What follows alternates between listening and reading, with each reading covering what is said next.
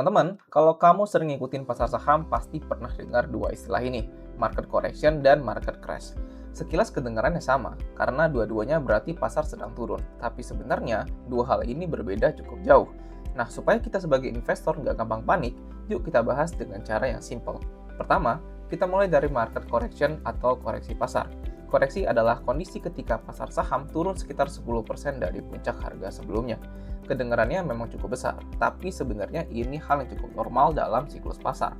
Ibaratnya seperti orang yang habis lari jauh, pasti butuh istirahat sebentar. Market juga begitu. Setelah naik cukup lama, biasanya ada fase turun sementara sebelum melanjutkan pergerakan berikutnya.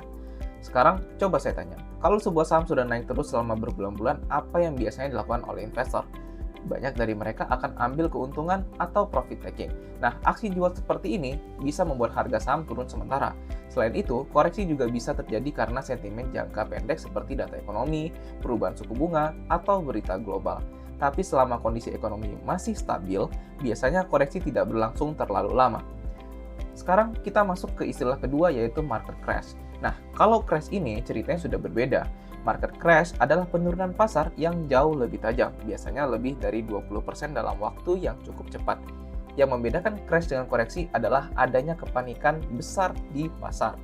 Bayangkan, ketika banyak investor mulai takut pasar akan terus turun, akhirnya mereka menjual saham secara bersamaan.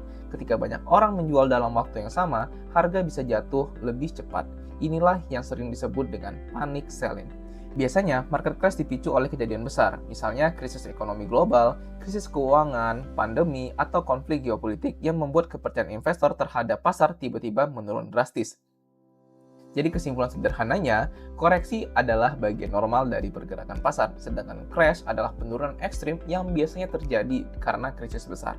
Karena itu, sebagai investor, kita perlu memahami situasi pasar dengan tenang dan tidak langsung panik ketika harga mulai turun. Karena seringkali keputusan yang diambil saat panik justru yang paling merugikan.